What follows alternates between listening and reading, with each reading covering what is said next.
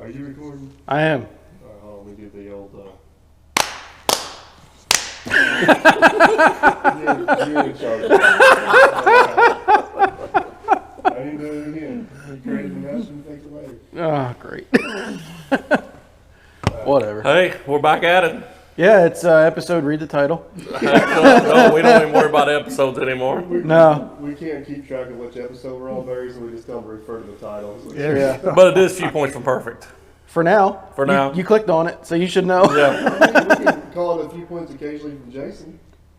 No, I meent more or less that if in season 6 Chris takes over as the only host and changes it to something else.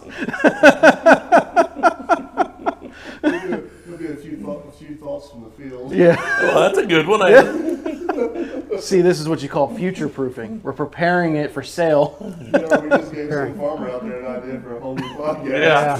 Exactly. You should go get naming rights on it. Yeah, we need Yeah. naming rights on it.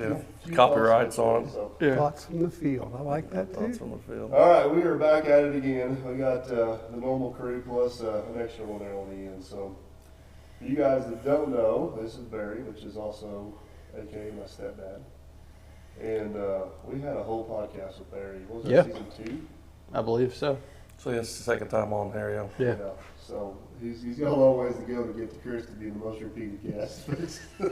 He is one of our few repeats. Yeah. Yep. All right, might so be- I guess everybody wants to know, why do we have Barry sitting here? Why are you looking at me? It's not Well- because he's good looking. No, It's it's not not because that. he has a relationship with me. Well, I come up with an idea for a podcast, and me and Mike kind of got discussing about it, and we're both kind of dangerous about it, so we thought we might need We might Barry to keep us in the lines, we might maybe. need to phone an expert. Yeah, phone an expert, yeah. So, you know, we kind of thought we'd get into some business aspects, maybe. Yeah. So Why you're doing some things like you're doing, why I just realized I probably don't have very good audio. So you probably ain't got no audio, huh? So I'm back we now. got to start with the clap again. No, we're committed. We're Different kind of clap. Oh. So, We're committed. We're going. Yeah, so one of the more common questions we get a lot, and if people knew us very well, they probably wouldn't be asking this question to us. He's already laughing. yeah, Amen to that. I know your accountant. Hey, I'm not in jail. yeah. No, not yet. So one of the more common questions we get is how the hell do I get started in business? Like, where do I start? So we're just going to try to cover some of the 101 basics. So where Barry comes into play is, I guess for starters, Barry, if you want to kind of go down through your credentials, you started off as a graduate from the Kelly School of Business at IU. I did. I graduated from Indiana University a long time ago. Now, I'm gonna stop you right there. I'm probably gonna piss you off. I don't care where you go to school because that's useless to me.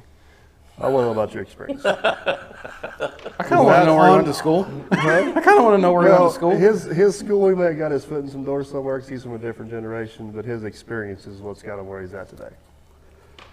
I'd say that's an accurate statement. Back in the day, a degree from Indiana, anyway, in the world of business really meant something. It was top notch. It was wasn't ranked. Now, we shouldn't completely discredit that it don't mean something today. It's to be proud of. You know, I don't know how controversial this might be, but if I had college-age kids right now, I'm not sure what I would advise them to do. So I'll leave it at that. But I'll tell you exactly what I tell them to do. Do what they want to. If they want to go to college. If they don't want to, then follow your passion. yeah. College is not for everyone today. I think It's the colleges are a lot different today Yeah. than they used to be. yeah. There's a lot of things that. But going even back before school, I mean, obviously I never knew your dad, but he was in business. He was in business. He was a logger and a sawmill man. You know, and basically the thing of owning your own business is if you don't make money, you kind of go hungry, Yeah. right? Right. So, right. but yeah, post graduation and as to Michael's point, my experience, I started my career off in sales.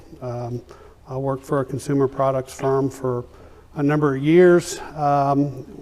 Went from that to industrial sales, and that's where I kind of cut my teeth on management. I was promoted a few times in the industrial sales sector. Fast forwarding a little bit, I got into the power equipment business.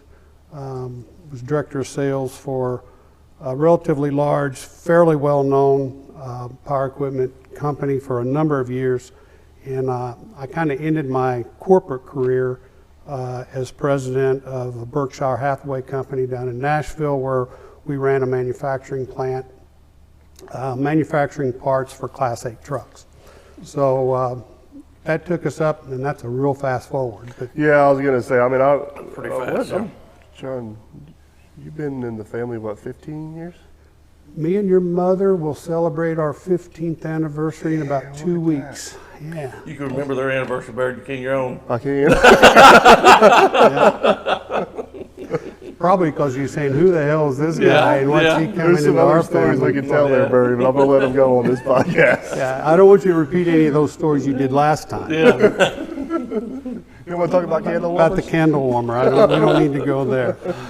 But no, I guess so. Whenever I kind of got to know you a little bit, you were very well entrenched with the corporate world, and you were in the top half of that corporate world at that time. Yep. And you still dabble your toes in it because your son's still there. My son's still there. Actually, my son surpassed my accomplishments there. He was just promoted to vice president of sales. He's headquartered just outside of London and covers about half the world for power equipment sales for the Aaron's company. So yeah, and proud of him for that. Yeah, absolutely. He's worked his butt off to get up there, and the corporate mentality is just not for me. So I applaud anybody that can do it. I ain't gonna take anything away from him. Well, Well, you're out of corporate, but you're still in business. I am out of corporate. Paula, Michael's mother, and I retired. Gosh, I guess it's been about 7 years ago now, and we moved back to Derby, Indiana. Beautiful place, as I'm sure you've told everyone. I just show him.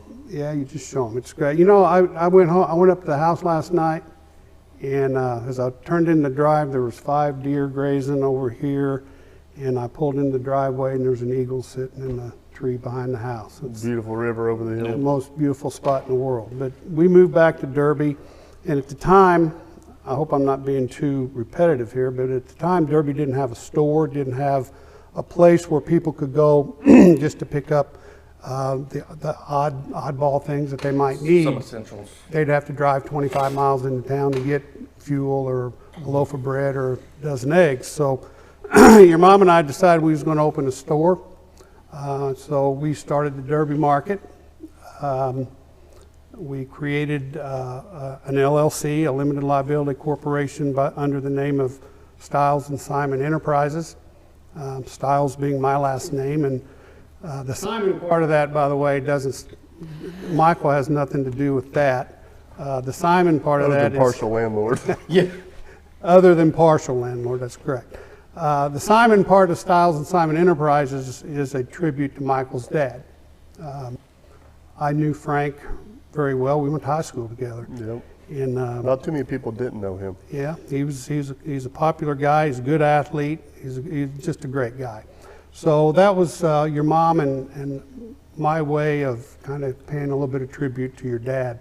So we formed a company called Stiles and Simon Enterprises, and we do business as the Derby Market. So we started that in 2017. A lot of people thought we were crazy. They said, Never worked. why are you putting a store in the middle of nowhere? And lo and behold, we're 7 years later. We've had increased sales every year. We're pushing about $1 million a year at that location now. So we're pretty proud of that. But in addition to that, since then, and we can talk about more specifics here in a bit, but I also am either owner, operator, or investor in 4 other companies. I've started 2 marketing companies since I've been back here in Indiana. Sold one of them. It was a nice little transaction for us. And after selling that one, we created another marketing firm called Inforum LLC. And Inforum is an acronym that stands for Marketing for Your Markets. And it's just a place that we can park some revenue and park some talent that we acquired with one of our marketing firms to help companies market their brands. Yeah, and this, I don't know how much detail you want to go into, but a lot of these marketing companies are focused around digital marketing, which is kind of the new.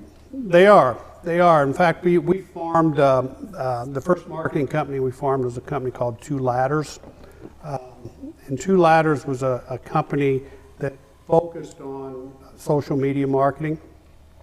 And we were consulting with various companies to market their brands on social media. Now, I don't mean this, I just want to be clear about this. There is no connection between your marketing company and the success of my YouTube channel. There's a clear, somebody's gonna comment, well, I know why your YouTube channel took off now. Your stepdad's a social media marketing genius. It's funny because I was just thinking that. I know that's what they're thinking. Oh, wow, I didn't know this connection. Yeah, there is no connection. None. Purely coincidental. I mean, they are two. I will say that there are times that Michael and I will shoot the breeze a little bit and talk about the business, but no, whatever Dirt Perfect and Michael has done, he's done on his own without very little help from me, other from sometimes having to consult with a lawyer now and then. but other than that, no, he's done it. I guess on his own. maybe some of the stuff I wanted to cover in this meeting. Why an LLC? Well, let me back you up Okay. here even one more. So, I guess we've proved that Barry's a worthy expert now. Yeah. Oh, yeah. Yeah. Probably also say this isn't advice. Yeah. We're not liable. Yeah.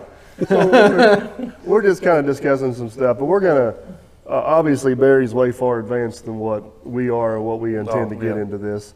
But I got a few years on you too, though. But go yeah, ahead. so we'll back her on up here a little bit. So basically, I just want to approach you with the question we get a lot of times. Yep.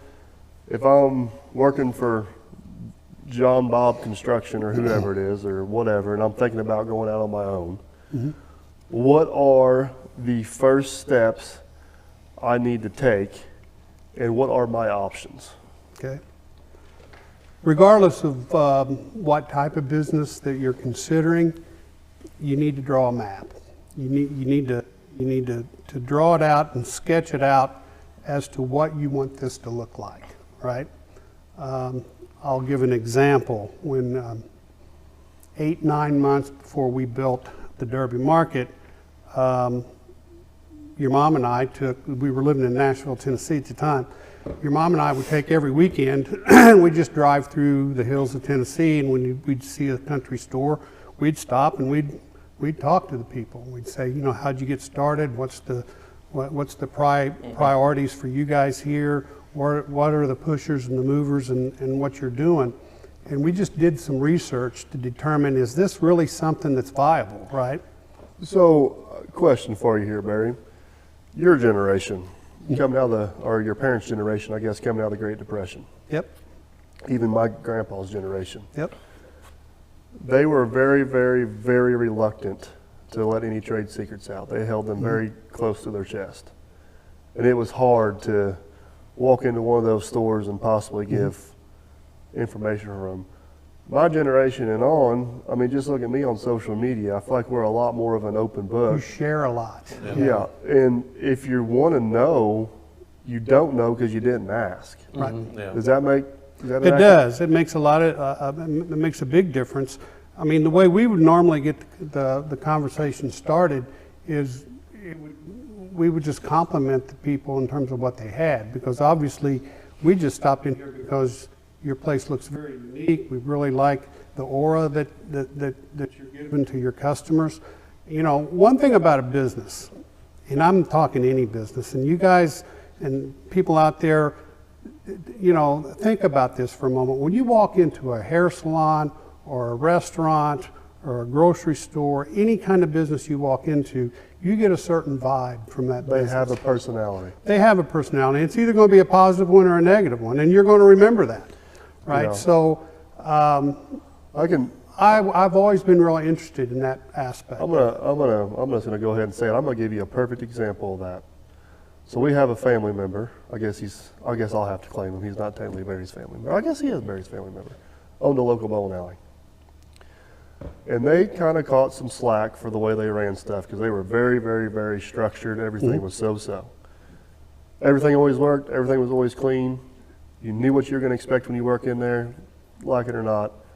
You knew what you were getting when you walked in, and it was what it was.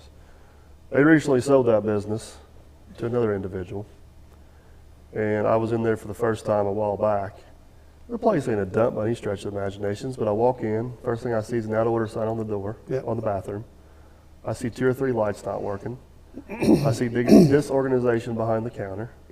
I see 3 lanes with the stop bar down. The atmosphere of the personality of that business, from the first 30 seconds I walked through that door, it's like you're talking to a whole different person. Yeah. And it wasn't good. You know what I mean? Like, it wasn't good whatsoever. The other flip side of that is now everybody that kind of complained about what my uncle was doing before is like, please come back. Please You come know what I back. mean? Yeah. So Exactly. sometimes you need to be thankful about what you got Yeah. too. So Well, that's very true. I mean, like with the Derby Market, for example, we decided we wanted to have 3 things. We wanted to have 24-hour fuel because of the lifestyle in the country, community, in the rural community. You have people working night shift. You have people that just don't keep a 9 to 5 schedule. So we wanted to have 24-hour fuel. We wanted to have good food. I mean, not just convenience store food, but we wanted to have hot, prepared food that was fit to eat, better than fit to eat. We wanted it to be good. And the third thing that we wanted is we wanted it to be clean. We wanted it to be welcoming and well lit. And those were just 3 things that your mom and I decided were really, really important. And the number one compliment we get from that place, from people, because we get a lot of vacationers, a lot of cabin rentals I in don't the think a lot of area. people realize how much of a tourist town Derby is. And the first thing they say to us is, we can't believe how clean your store is, how clean your restrooms are. It's really, really nice to see that. So back to your original question is what's starting a business 101 is map it out, what I call a process map, and do a projection of what's your product, what are you going to sell, and how much of it do you think you're going to sell in the first 3 months, the first 6 months, the first 12 months. And because let's face it, guys, a business, much like your household, you got to live on less than you make, right? So how are you going to keep the revenues up and the costs within range that you can make? You got to make a little bit of a profit there to keep it running. So basically what you're saying is step number 1 is have a business plan. Have a business plan. Before you can get other people to understand what your business is, you've got to understand it. So you've got to know it inside and out. Now, depending on what type of business you're wanting to start, that business plan can be a very simple plan. Sure can. Yeah. It don't have to be, it could be Complicated. 2 paragraphs on a napkin. I mean, you know, it don't have to, everybody's got to start somewhere, but you got to have a, For example, You have a blueprint it of could what be you want. it could be 1 sentence long, Michael. right. That's my point I'm trying to Yeah. get to. Some people think they need to go out and hire a professional to write a business no. But plan. some people call it a vision statement, for Right. example. And do you know what the vision statement of the Derby Market is? I do not. Making country living a little Oh, more I do know convenient. that. So I thought that was the motto for the same thing. the same thing. Okay. But basically what we tried to capture there is what we wanted to be, and to expand on that a little bit, what we wanted to be is we wanted to be a go-to place for the people in the community Right. to stop and pick up. The other mantra we had is, we'll save you a trip to town. You know, you don't have to drive 30 miles or 60 miles round trip to get a loaf of bread or whatever you might need. So it's making your life more convenient by us being there. And that's what we really tried to stick to. Now, there's a lot of details and everything that Right. filter in around that, but you got to start somewhere like Well, that. you get the first Lego in place and you start stacking the other ones around it. Right. You know, for us, for where my family lives, I can almost be to Tell City and get ice cream as quick as I can get to Derby and get ice cream. But You're not helping our motto you here. see how often I am at Derby getting ice cream, Right, though. right. You know? It helps to have good ice cream. No, I know. I have good ice cream. Yeah. That was kind of the Walt Disney motto. What, you get the kids here, the parents to spend Yeah, the money? yeah. That's right. So, Well, we put the toys and ice cream up Yeah. close to the front door. Oh, I'm yelling at the kids all the time. Leave those kid toys alone. Barry's over here, my plan's working.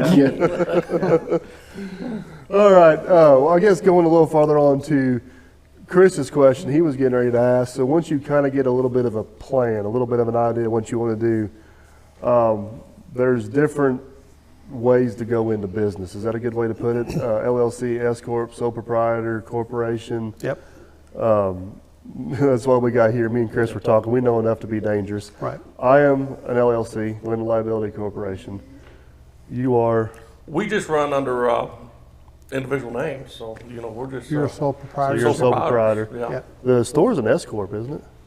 Well, we're an LLC that operates as an S corp. So you can attach S corp status to either. So don't let me get too far ahead of you, All Barry. Let's back on up. Can you just give maybe a brief explanation of each one and why one's more beneficial from the next?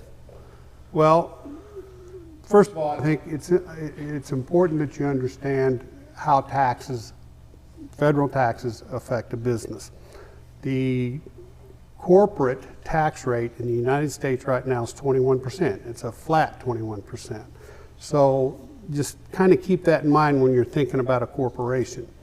Now, one of the advantages of forming an LLC, and what an LLC stands for, is Limited Liability Corporation. Now, there's a couple of advantages to an LLC. Number one, as the name implies, it limits your liability. In other words, if the business were to go bankrupt or if the business were to go under an LLC, you are not totally liable for all those debts. Okay? Under a corporation, you would be. If the other advantage to an LLC is it typically applies to a small business. Now, small is relative, I get that, but let's say that if you're someone making, let's say, I'm just going to pick a number. You're used to making $50,000 a year, and you start a business and you form an LLC. I'm sorry, you form a business and you form a corporation first and you make it a corporation, you're going to be taxed on all your profits at 21%. That's what you're going to be taxed at. Plus, in addition to that, if you pay yourself a salary, You got to pay income tax. you got to pay income tax on that. So you're getting double taxed, right? So now, let's say you didn't file as a corporation, you filed as an LLC. It's called a pass-through situation. So any profits that the LLC makes passes through and goes to your personal. So typically, if you're in the $50,000 to $60,000 to $70,000 a year range, your effective tax rate is going to be somewhere after deductions and exemptions and dependents and all that stuff. It's going to be somewhere in the 9 to 10% range versus the 21% you would have paid if you were a corporation. So there's tax advantages to operating an LLC if you're at a certain size. And of course, the other advantage to that is it limits your liability in case of failure. So that's why we don't see Mike Simon out there. We see Simon Concrete and Excavating, LLC. Right. Well, the Now, other if thing you is were a if one sole of- proprietorship like you're responsible for all your business's debts. Yeah. Whether you fold or don't fold, you're responsible for those. We've talked about an LLC several times. We've just not got to that step. We run a sole proprietor as Chris, a sole proprietor is John, and a sole proprietor is Pat. Right. If we form an LLC, we're going to take all three of them. Right. But Pat is sitting at 70 years old. I'm kind of wondering about dragging my feet till maybe he's out of the picture and then form that LLC. So I don't have the LLC, then have to worry about pulling that out later. Well, see, you bring up another point about the you difference between an LLC and a corporation. Yeah. A corporation can sell stock to anybody. An LLC can't. An LLC is made up of members, right? An LLC will have bylaws that will allow That's you correct. to do certain things. And you you'll can have write an those. operating agreement that you have Right. to, right? So in a lot of ways, an LLC is a contract with yourself. Yeah. And the other members. The the other other members members, of it, Now, one other thing an LLC does is it kind of, like he said the name of my truck, which Yeah. brings this up, is it kind of slides a firewall down between your personal assets and your business assets. It does. Is that correct? That is correct. It protects your personal assets. So- Now, the business is still responsible for the business losses, but they can't come after your house. Right. They can't come after your other asset, your personal assets. So if Simon's Concrete and Excavating, knock on wood, was to have an unfortunate accident, and especially on the highway, 'cause that's usually the worst, and something bad happens and the fancy lawyer on the billboard comes after me, that firewall is going to stop him at my personal assets That's because correct. he can only sue me up to this point. That's exactly right. And you even mentioned that highway. I've seen some, even farming aspects or some businesses. Right. You know, the business might be this LLC, and then the trucking might be this LLC. Right. Just because they're trucking so much liability, Right. Right. that's their own They're limited liability. compartmentalizing their risk. Yeah, their risk, yeah.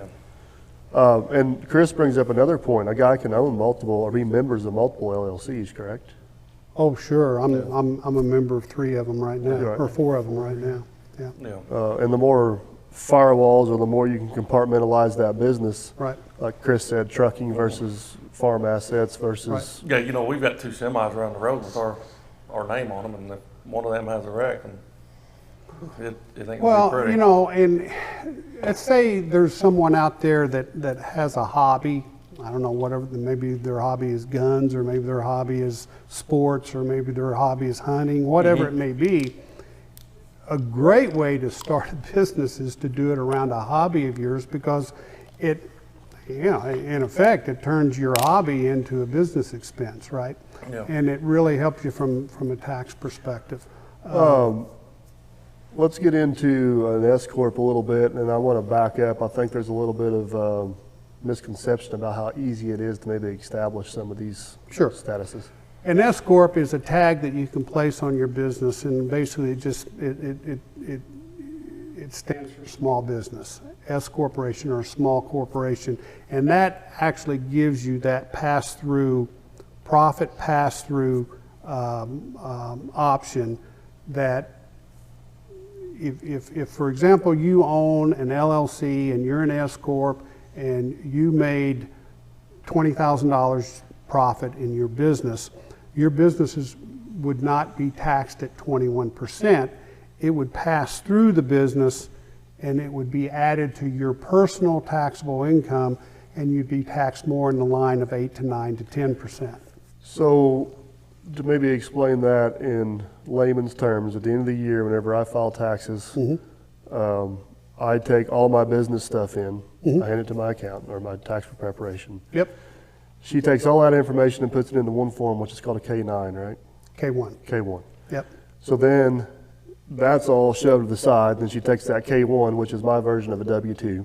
Yep. People, I'm sure, familiar with that. So basically, my Simon's Concrete and Excavating LLC now has been sized down to this K-1, which is what your employer does with all your information into a W-2, yep, plugs that into my personal taxes. So that's how it's passing through to my personal. that's correct. And then based on what those numbers are and which tax brackets you fall in, that's where you come. That's where you fall. Now, it works both ways, right? So if your business is turning a profit on paper, then, you made $20,000 profit, that $20,000 passes through that business and goes to your personal return. So if you made, say, $60,000 in whether you had a job or whether you, on your personal side, whether it's through investments or whatever it may be, then you would add $20,000 to your personal income tax, Right. or to your personal income. If you have a loss, if you're making $60,000 personal and you have a business that loses $10,000 that year, You're only paying taxes on 50. you're only paying taxes on 50. That's correct. Now, And, there- and it's important to note that there's no corporate taxes on an LLC. It's not taxed at all. The profits and the losses Or just go passed to, And I That's think, kind of what I'm seeing on the ag side. You know, on the ag side, we got to fill out a Form F. yep, So then whatever that profit or loss is, then that goes correct, over to our personal yep. side. and we need to state here, we are not tax Oh, advisors. no. I didn't know what my tax. And, like. you know, and and I want to say this because we're not tax advisors, but you know, we talked about tax write-offs. that's where it affects you on your personal, is you can spend some of that money and it don't show up on that K-1 form as profit because it's not there no more. Yeah, right. But the flip side of that is you don't want to keep pressing and playing the game to where you're constantly losing money on a business because eventually the government's going to say, why are you still in business if you're still losing money every Yeah. year, you know? I think the thing to remember, and it's not that an S corp or an LLC is cheating the government or we're trying to we're tax avoiding or anything like that. Well, we talked about this yesterday, Barry. Even if you don't use that, even if you take that money you would pay in taxes and invest it in an asset, you're still investing it into the economy. That's exactly the reason they allow you to do it. Right. Is that there are still a few people in government that think that the people can spend the money wiser than the government can spend it. There's not as many as I'd like to see, but there's some. And the thing of it is if you own a business and you have to project what you're doing, but if you're anticipating you're going to make $50,000 in your business that year, but you need for the market, I need a new freezer, it's going to cost me $15,000. It would behoove me to, rather than pay tax on that, to buy that freezer. Yeah. And that in turn, keeps people which is what working, you keeps need the to- economy turning. Now, I don't know if we want to just get into that now or not, and I don't know nothing about it. Now, did they pass a law for 2024? What's the form with the LLC? You got to file a new form to link the LLC to your name some way. And if you don't file it, there's a $500 fee I see or something. That's for I think you're referring to an S corp. Oh, that's an S corp. It's an Okay. S corp. Okay. And I'm sometimes I get my forms mixed up, but I Yep. think it's like a Form 1120 or something That like seems that. like a new rule that would come through And it that- attaches that S corp status to. to a personal name or something. Yeah, exactly. Okay. Exactly. Now, as far as and we've been talking about profits and losses here and everything, but back to those individuals that are curious about starting a business. The most interesting thing about business to me is it's math. And Well, I'm that, not any good at it. well, the thing of it is the thing about math is it doesn't lie, right? It doesn't lie. And I've I don't like math. I've told our employees and I've told my kids that, look, if you listen to the business, it will tell you what to do. And basically, if you're not showing the margins, or if you're not following your map, remember, if you put a pro forma or you put a projection out there, and after 3 months you're missing your projection by a lot, then obviously the business is telling you, look, something's not happening the way you Something's thought it shift was gears. going to happen, so you need to take a look at this, right? And so it's the people that don't pay attention to what the business is telling them that get in trouble. Because I look at the numbers, when we first started, I looked at them every day. I don't look at them every day now, but I do look at them every week, and I certainly look at them every month. And it helps you guide the business along. Story I've got, just to keep somebody else from making the same mistake maybe. In 2010, me and John bought our first piece of property. Bought it from an optometrist. He would not sell it to us unless we formed an LLC. Why? I don't know. So we formed an LLC, bought this piece of property. So then we got to file taxes for this LLC. Uneducated about an LLC. I did not have a checkbook or a running tally of profit loss for this farm, Right. which sent the CPA in a whole Sure. whirlwind. Because he's got to dig it up. So we got to start sorting all this out. Barry's over like, I hate people like you. And then 2 years later, we just closed the LLC and transferred it all back to our personal name. And Yeah. just because uneducated with our operation, it didn't work at the time. Right. Right. So if you have an LLC, it's got to have its own business Sure. away from your personal checkbook, balance sheet, and everything. Yeah, you're going to have your own federal ID number. You're going to have your a unique state ID number. So the way I've always viewed that is an LLC you basically are creating a person. Yeah, it's an entity. It's an entity in itself. So let's, going on to Chris's point here, let's back up a little bit farther. I think there's a little bit of a stigma out there that creating an LLC is a $15,000 or $20,000 endeavor. It's this big old long paperwork red trail of BS and IRS crap. But It's not. couple $100, my lawyer had it set up and Yeah. done. Yeah, I mean, in your audience, I mean, they're somewhat tech savvy. I think on Google you could do it yourself. Oh, can you? Okay. Yeah, you can. I've set up 3 of them myself, and it's just, there's a number of pieces of information that both the federal and the state authorities need to have. One is, what are you going to call your business? What's your name? That was the hardest thing, was picking a name Right. that wasn't already taken. Correct. Because what they will actually do, and sometimes that's time consuming, because I'm gonna go with absolutely horrible earthworks. well, that didn't work, so I'll go with perfect. No. I'll just make a joke out of it. I was, they will, actually the state of Indiana, well, we're in Indiana, so the state of Indiana actually does a total name search to make sure that your name that you chose for your business is not too similar or not exactly like any other business. About like picking a Google email account. That name's already taken. Crap. Put 1 on it. Crap. Right. Chris Put Farms, dollar 1, sign. 2, 3. Yeah. What was it again? I don't Yeah, remember. no, I Yeah. forgot it. But I guess the point I want to drive home there is that is not near as daunting of a task It really as isn't. what a lot of people may think it is. It really isn't. And to Chris's point, if any of you are interested in starting a business, if you do have a relationship with a lawyer that you trust, Yeah.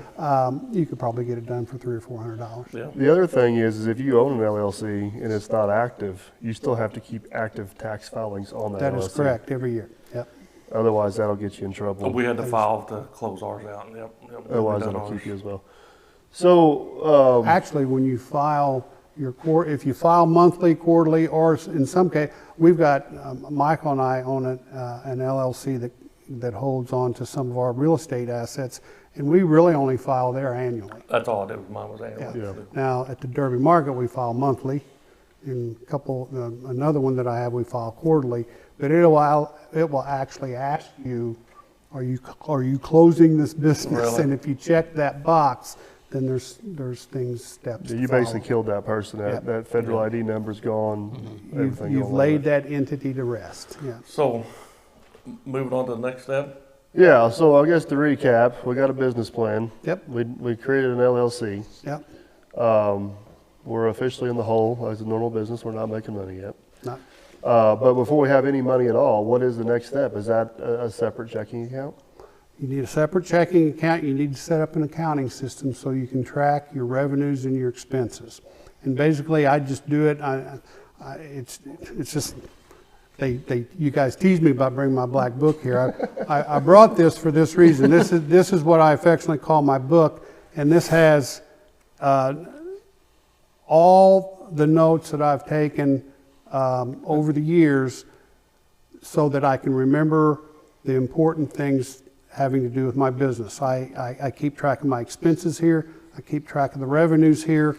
And yeah, I've got spreadsheets on That's the what I say. You computer. want to talk about generational thing? Mine's called Excel, not Yeah. Black Book. I was getting ready See, to ask you. I can carry that with me, though, I was getting right? ready to ask him he's been mentoring Wade. Yeah. Yeah, Carry a book, exactly. So I'd rather write it down. I I remember mean, it better. I was is this showing counting the Chris. book? For example, I was showing Chris. That was in- pretty interesting a while ago. Yeah. I was showing Chris a while ago that here, we buy fuel at the Derby Market every week. We've been in business since March 2017, and I've got every fuel delivery that we've received since March of 2017. I know how much it cost me.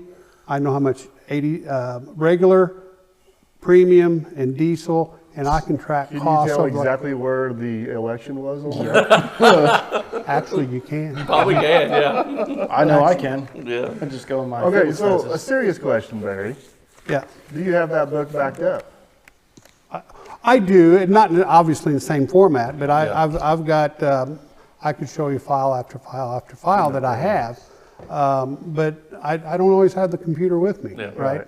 And sometimes when you think of something, it's really good to write it Yeah. down. So that's the only reason I brought that. The nice part about that versus a computer, you don't know if you looked at all the pages. You know you looked at all the pages and everything. That's why I like paper service manuals Yep. versus PDF I service agree. manuals. Yeah. You're not searching for a ghost. I like writing down. I remember it better. Now, if I'm looking for it later, Control You F guys on a make fun of computer me is for really my nice. spelling and handwriting, so my written notes ain't the best. I don't think I make fun of you for your handwriting. Spelling, yeah. I'm proof. You don't have to know how to spell to make money. Yeah. So, In what's 20 some important numbers on the balance In sheet? 2019, gas was about $1.89 a gallon, so. Yeah, I'll go back to 2019. Me No, I too. know, that was a pandemic year. Yeah, that's bad. 2018. Can we, didn't do can we nothing. move the pandemic to like 2016 and keep 2019? Well, and I want to say one more thing about operating a business, especially when you first start out, some of this may seem very, very obvious, but you really need to understand your revenues, what you got coming in. You need to track that. And you need to understand that this is how much I sold this week, or this is how much I sold today, or this month. Again, I do it by day, but this is how much we brought in, and then you need to track your expenses.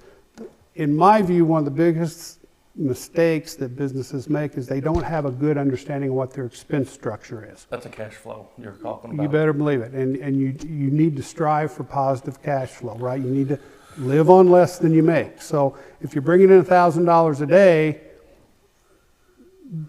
what comes out of that piece? What comes out of it? How's the pie divvied up? Correct. You got rent, you got electricity, you've got supplies, you've got payroll, you've got taxes, you've got. You need to take the whole picture into it, you know. Well, then you also need to add stuff in you may not pay that day, like your maintenance fund. You know, and what he said, what counter to what we talked on the last podcast, you know, he's tracking daily cash flow. Toward the ag world, I'm like an annual cash flow because I only harvest a crop once a year. Right. I've only got income 1 month out of the year for the whole year. So Well, and it gets a little broad, Your but timing's different, Yeah, but the principle's still the same. the principle's it the is. same. But It is. I've got a bigger, longer 360-day cash window. What I than you're would say tracking daily on too, yours. if you continually track your revenue and you continually track your expenses, when I say track them, again, I've got them written down. And this is every month. I do this. I know where the money's going. If you know that, after several months, it's going to become a part of you, right? You're going and you're going to say, well, wait a minute. Where'd that Amazon charge come from? Yeah. Why do I have that in there, right? Because it's not normal. Yeah. Or the other thing is, if you see that your revenues are not covering your expenses, you're going to have to do one of two things. Remember, I said the business will tell you what to do. You're either going to have to raise your price, or you're going to have to lower your costs. You're going to have to do one of those two things. So, You guys mentioned salary or payroll on your Right. cash flow. A lot of thing I hear misconception in the ag world is a lot of farmers don't write themselves a weekly payroll sometimes. You know, they're just pulling money out as they Right. need it. But when they figure cash flow, they never figure living expenses in Right? as a expense. And then at the because you end, guys don't sleep, we covered that on the last podcast. You live in the damn barn. you know, but at the end of the year, you know, if it takes $70,000 for a living expense, Diesel fuel. then you're off $70,000 at the end of the Well, year I on your think- cash flow. I think that's a mistake. Yeah, it's a And I mistake think, that some ag people don't. well, figure I in. think it's a mistake that a lot of business people make too, is they don't capture all their costs, Yeah. right?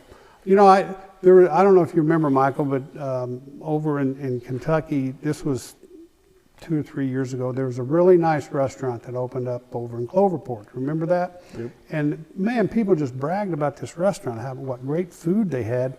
And I told your mom, I said, we need to go over and check this place out sometime. Well, we never got over there, and we were planning to go one weekend, and they'd closed.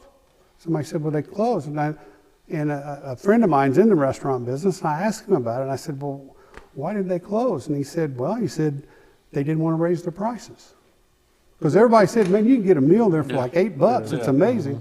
Well, and it was the people there said, I'm not going to charge people that much. Well, then you're going to go out of business, right? Yeah. And that's exactly So- what happened.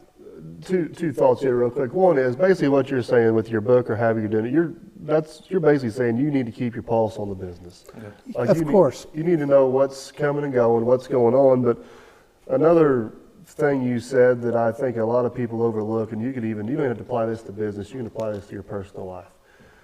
The first assumption people make whenever there's not enough money in their checking account is, I need a job that pays more. Yep.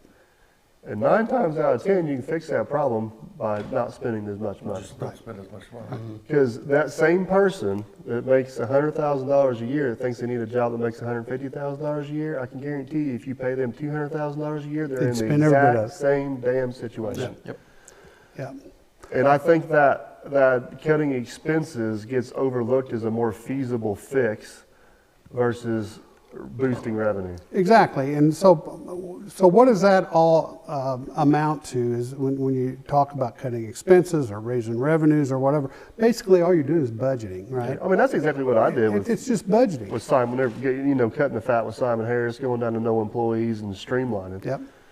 I mean, that was my business model. Is Well, bigger's not always better. Again, I'll use the Derby market as an example. We'll do in terms of daily volume, we'll do 5 times in the summer what we do in the winter, right? So it's like a great big bell curve. I mean, and when summer months get there, our revenues go way up, and then as fall and winter comes, it comes back down. But I can tell you within $100 a month of what we're going to do each month because I've kept track of it, Oh, right? right.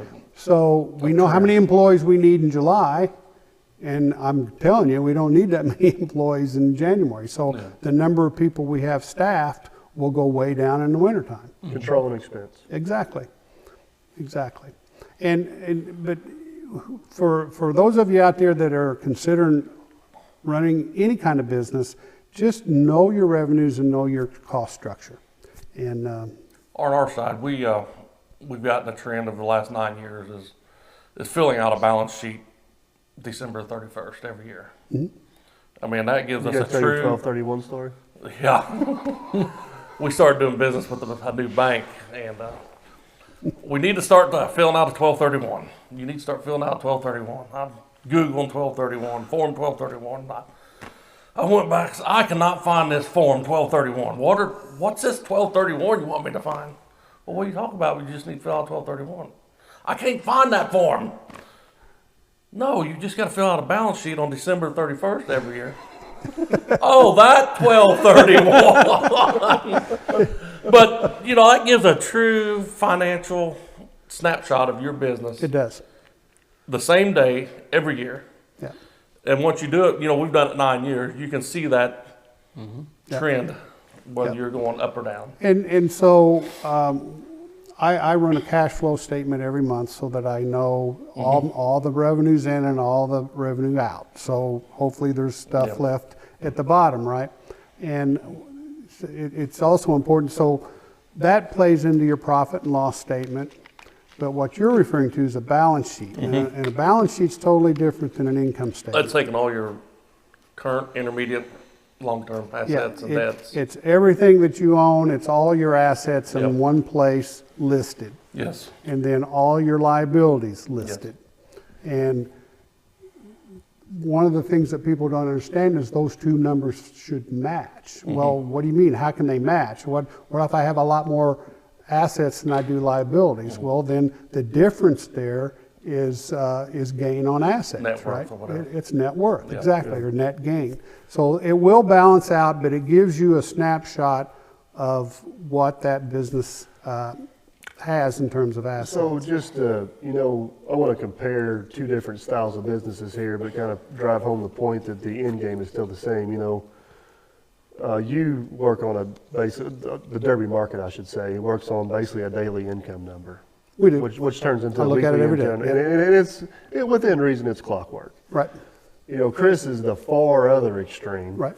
Where he gets paid 2 months out of the year a whole bunch of money and then sits there and twiddles his thumbs until it rains and he gets back in the field again. Right, My business is somewhere in between because I may go 2 months and not have a single bit of income. right, And then the third month I may bring in $200,000. right. And then I may go a month bringing in 50 grand and I may bring in 100 grand and I may go 3 months and not get paid You again. just got to ration it out then. You know what I mean? Yep. So, none of these are bad as long as you know what What your monster business plan is. monster you're dealing with. That's exactly right. And that's why budgeting is so important. Yeah. If you know, your revenue stream may be sporadic. It may be every 3 or 4 months. With you, it may be every 6 or 7 months. 12 months. But there's no reason why you shouldn't know what your monthly expenses are, Yeah. right?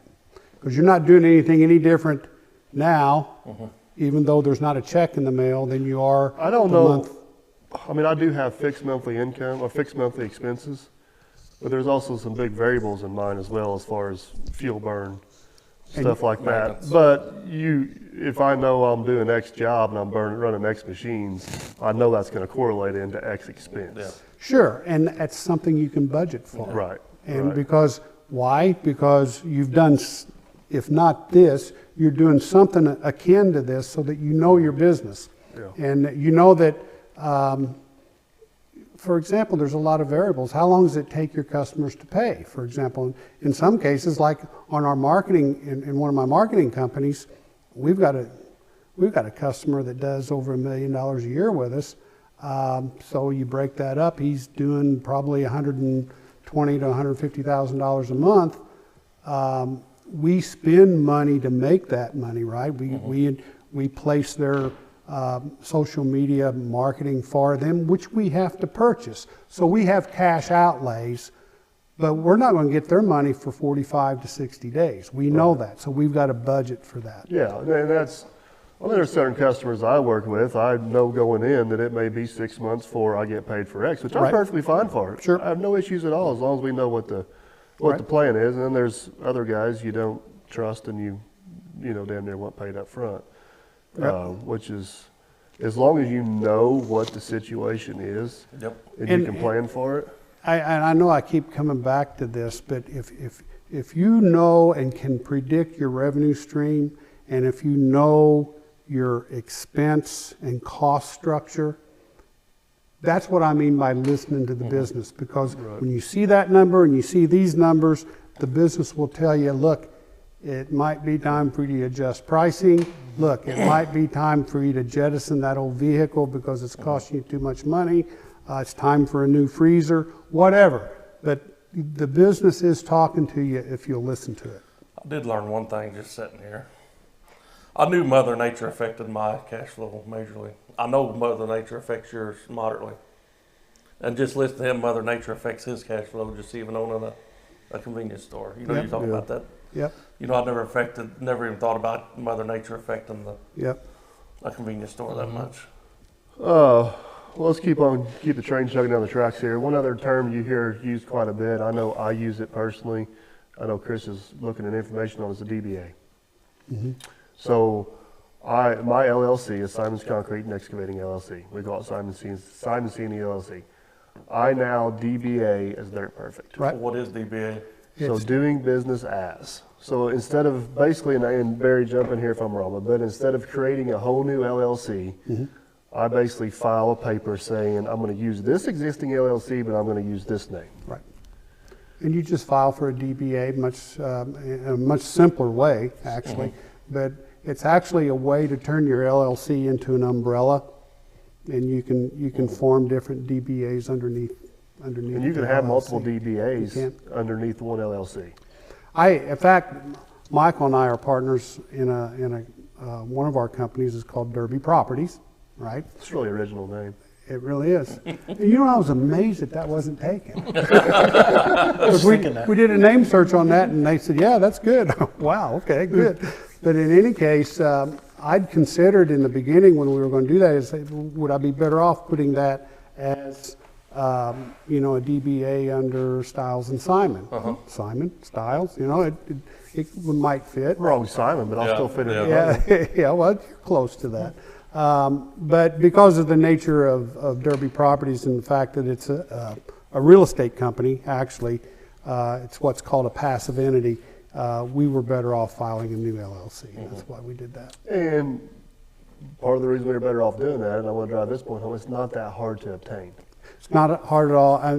Well, on Derby Properties, I did it myself. I just Right. got online, and you can download the forms, file them with the state, and I think in 3 or 4 weeks we had everything It's back that almost we more needed. work to get the damn checking account set up. Yeah, But you got to have the LLC before you go open the That's account. You right. got to Yeah. have the EIN number. you so- got it. Yeah, that's true. Like where we run 3 sole proprietors under one roof.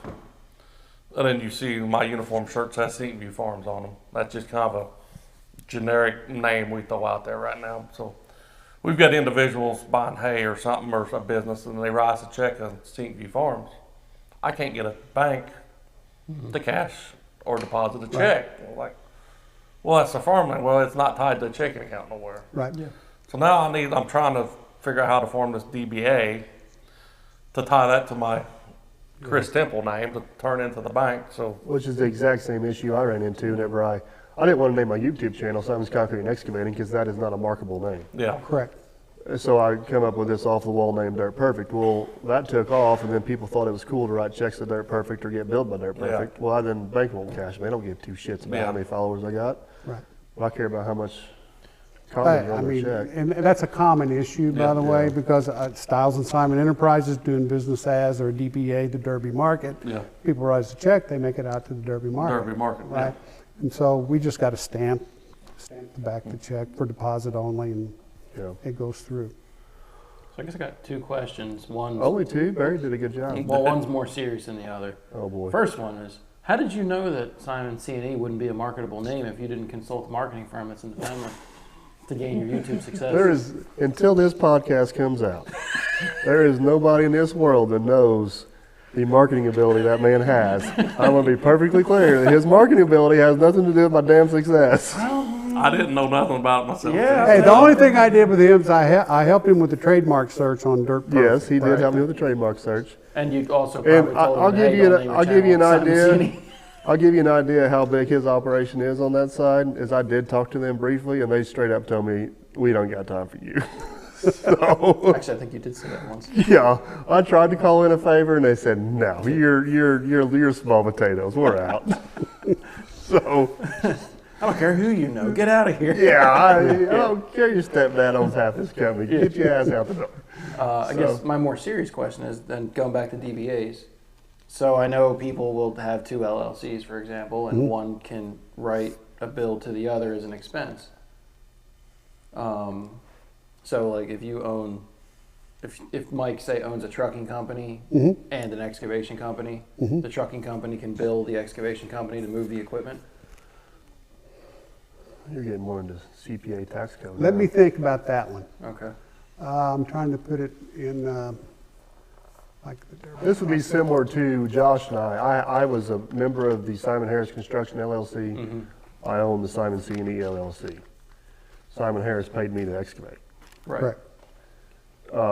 So yes, you can bill and pass back and forth, but that Yes, you better- can, because, and the reason you can is because they're two individual. Yeah, but you better So have, you have yeah. a DBA. you better for have a really both. good, you better have a really good paper trail of all that. Yeah. No, I get that, but I'm saying if you have a DBA for both, there's really no point to No, doing because that. it's all under the same That's Because umbrella. it's going under the same. That's Okay. correct. Because it's all going back to that same K1 form. Yes, I'm just making sure that I understood that Yes. fully. Yeah. It all goes back. Because to that's that why same we K1. have so many LLCs at But one where point. the rubber meets the road here is any business, whether it's a sole proprietorship or corporation or an LLC, you need to start with a plan. I can't stress that enough. You need to understand what it is you want to form your business around. Is it marketable? Can you make money doing it? What's it going to cost you to do it? And can you generate enough revenue to cover your costs? And if you can do that, then I think you got a viable business to pursue, and then you can work on increasing your profits, increasing the revenues, and keeping your costs in check. But I will tell you, in the years that experience that I have, the businesses that fail are the ones that don't keep track of their expenses. They don't control their costs, because costs are all controllable. Yeah. You can control every one of them. So would you say it's fair to state that, especially in a new business, in my world, especially where equipment or assets are expensive, the number one expense that gets out of control is debt management? Well, I hate debt, number one. So Yeah. that's a dangerous one, man. That's playing with fire. I mean, If my you don't take- control your debt, that's In my doomsday. industry, it is so tempting to go out and buy that brand new shiny Yep. equipment and spend $200,000 on an excavator. Whatever my take is, I can go out and spend $200,000 to come away with 3 pieces of equipment. Yeah, because what will happen, I think that's a great point that you bring up.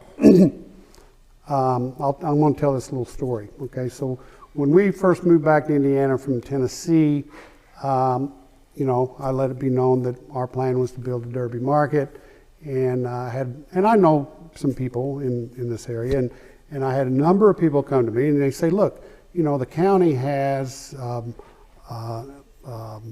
Oh, yeah, the fund. yeah, the What is fund. the fund? They have funds available for business advancement, and if you're looking to build a business, you ought to talk to the county, and they can talk to you about granting you some funds to build your business with. And I thought, well, why not? So I met with the folks, and the first question they asked me is, what banks have you been to in town? I said, well, I haven't been to any banks. And they go, well, how are you going to finance your business? I said, I'm financing it. Because I don't need a bank. I'm going to finance it myself. And they go, no, well, you won't qualify for any of our economic development funds because you will have to have been turned down by every bank in the county before we'll loan you any money. So if the bank don't want to make a bad decision, our county would be more than happy to make a bad So decision. that taught me something. What that taught me is many people will get lured into opening a business by this what they think is free money that they can apply for, when in fact, you know, if you're not credit worthy enough to get a loan from a bank, then you probably should hold off on opening your business, right? So debt management is really, really key.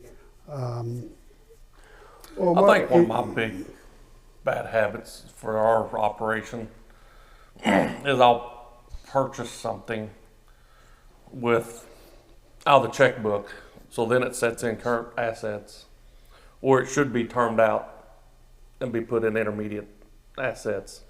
And then when I'm paying for it out of current assets, it gets my working capital It does. out of whack really quick, because I might be buying an $80,000 piece of equipment when it should be termed out and only have a $50,000 payment, you know, Right, at that time. So do you depreciate it out over a number of years, or do you? If it's an intermediate with payments, yeah. Because under, which some of these rules go away next year, by the way, but under the 2017 tax law, you're able to depreciate 100% of everything that you buy. Yeah. The first year you buy it. So, It depends on what our, you know, I leave that up to my CPA, you know, Right. where our stuff is, and he depreciates it out. so You know, the one kind of bank, getting in the weeds on Yeah, that. the one bank we work with, you know, he wants a working capital ratio of 1.2 to 1. So he wants a $1.20 asset for every dollar debt you got in the first 6 months. You do a bank in Tell City, he's a 0.8 to 1. Yeah, and So see, they don't that's, mind you losing money and still loan you money. yeah, see, you that's know. dangerous. Yeah. That's dangerous. Yeah, and then you get too far the other way, they won't loan you any They at don't all. want you any money. And Yeah. they come wanting it back. That's a whole nother story. All right, we're getting long-winded here, and I want to thank Barry for coming in here. But you know, everybody always asks me a piece of business advice. And I may not be the best person to give it to them, but my take is on it is walk before you run, or don't jump in the deep end of the pool before you learn how to swim. I see so many people that just go out and jump in head first and have no idea what they're doing. Yeah, I think you got to pay your dues a little bit first. You got to generate, you know, have a little capital to work with. Don't be 100% financed. My suggestion is make sure you watch how leveraged you are. You know, you need to have some skin in the game. Put a little bit of your own money in I to mean, get it in my started. world, there's nothing wrong with starting with a mini excavator, a pickup truck, a gooseneck trailer, add a skid steer. The lessons you will learn operating that small business still apply to when you are in a bigger, larger business. So learn your lessons on a smaller scale. Yeah. And the penalty's a lot smaller versus learning your lessons on a bigger scale. And I mean, I'm speaking from experience. I've learned some lessons on a big scale, I ain't gonna lie. Would you say worst case scenario, don't get any worse than 50-50 debt to asset? That would be a little bit risky for me, but Yeah, yeah, yeah. I wouldn't go any more than Yeah. that. I wouldn't go any more than that. Don't have- Again, you know, when we started the market, we funded it ourselves. I mean, and I'm talking about Michael's mother here, and what we decided and it was a joint decision, was, you know, we know this is risky. We're building a business in a little community that's not even incorporated, and they only have 150 people Well, in let's the face the whole facts. place. There's a reason why a chain store hasn't come in. Correct. That's exactly right. So we hate debt and we hate risk. Well, I shouldn't say we hate risk. We did risk some things to open the business, but we allocated and budgeted this amount of money to open that store. And if we'd lost every dime, we'd have still been okay. It wasn't going to break us. It wasn't going to kill us. So, you know, I would caution anyone, back to what Mike said, start slow, start small, grow into your niche, and you know, keep track and control your costs. We're one of the last ages, I guess, that we can remember a community grocery store every 7 or 8 miles, Right. and then they all closed. Right. Yeah. And then you got a new one open, and you're like, yeah, what are they doing different than what all these others Well, did? a lot of people thought I was crazy. Yeah, you know, all these others are closed, and then Yeah. they're going to open up a new one. Now he's opened up a new one. He's spending Well- $250,000 to build a new one. You know? Not only that, but we wanted it in Derby. Yeah. I mean, that was a conscious choice. I'll never forget my fuel guy that installed all of our fuel dispensers and all that stuff. He was out there and he was working on it. He's a good old country boy, and he goes, boy, he said, I got to tell you, he said, I'm all worried about you. I said, well, what's that? He goes, he said, there ain't many people around here, and you're putting a lot of money in this. I go, I said, you know, Marty, I think I've thought about it. This is what we want to do. And he goes, you know, you'd be a lot better off if you put this up on the interstate. You know, I said, well, Marty, I don't want it on the interstate. I want it here. And but he was right. It was what we learned real quick was Derby's a destination. People come to Derby. You got the river, Yeah. the cabins, Highway Well, 66. and Yeah. let's close this up with just talking about controlling expenses, because I think we got an excellent example right here. And I'm gonna go hypothetical here. But the Derby market, your store, let's just say you're perfectly content making $1,500 a day.